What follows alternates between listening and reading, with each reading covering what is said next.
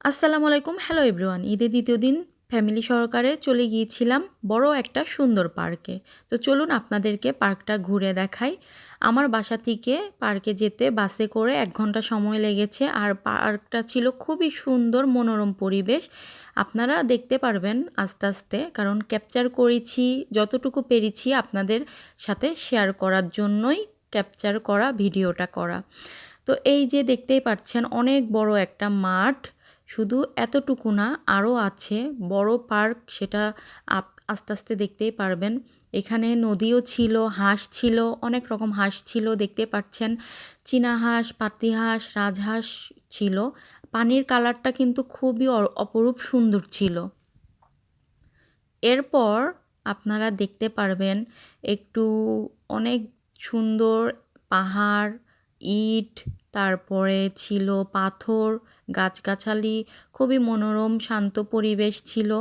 অনেকে ফ্যামিলি নিয়ে এখানে এনজয় করতে আসছে, তারপরে ফ্যামিলির সাথে সময় কাটাতে আসছে। অনেকে চাদর নিয়ে আসছে, মাদুর নিয়ে আসছে, বসে খাওয়া-দাওয়া করতেছে। অনেকে সকাল থেকে বিকাল পর্যন্ত আবার রাত পর্যন্তও থাকবে।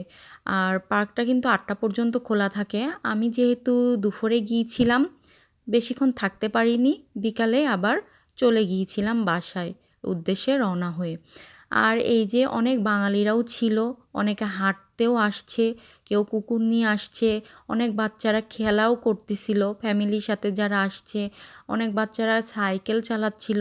আর এই পার্কটা কিন্তু ফ্যামিলির জন্যে খুব খুব বেস্ট একটা পার্ক। যারা ফ্রান্সে থাকে তারা অবশ্যই এটা দেখলেই চিনতে পারবেন আমার ভিডিওটা। আর যারা বাংলাদেশে আছেন, যে যেখান থেকেই দেখছেন, তারা তো দেখতেই পাচ্ছেন কত সুন্দর একটা পার্ক। আর আমি যতটুকু পেরেছি দূর থেকে ক্যাপচার করার চেষ্টা করেছি। আর একটা কথা না বললেই না, যারা আমাকে সাপোর্ট করেন, আমার ভিডিও দেখেন, তাদেরকে অসংখ্য ধন্যবাদ। লাইক, কমেন্টস করে পাশে থাকবেন। যারা, যারা চ্যানেলটা সাবস্ক্রাইব করেননি, করে নিবেন। আর একটু আগে দেখতেও পারলেন ঘোড়াও যাচ্ছিল। আমার কাছে খুবই ভালো লাগছিল। সেদিন ঘুরে অনেক মজা পাইছি। আর এই যে দেখেন এখানে কিন্তু ফুলও ছিল কিছু। আর এই পার্কটার নাম আমি বলেই দিই, জর্জ ভালবো। ফ্রেঞ্চ ভাষায় আমি নামটা আপনাদেরকে বলে দিলাম। সুন্দর সুন্দর পাথর ছিল, একটু উঁচা ছিল পাহাড়ের মতো। ভালো লাগছে অনেক। দিনটা অনেক ভালো কাটছে, অনেক ভালো লাগছে আলহামদুলিল্লাহ। আর দূর থেকে যতটুকু ক্যাপচার করছি, দেখাইতে পারছি, এটাই বেস্ট ছিল আমার কাছে মনে হয়েছে। কারণ দূরের যেই পিকচারগুলা মানে আমি যে ক্যাপচার করছি সেগুলা অনেক সুন্দর লাগছিল বাস্তবে। তো যাই হোক, কতটুকু ভালো লাগছে আপনাদেরকে অবশ্যই কিন্তু জানাতে ভুলবেন না। আজকের ভিডিও এই পর্যন্তই। সবাই ভালো থাকবেন। আল্লাহ হাফেজ।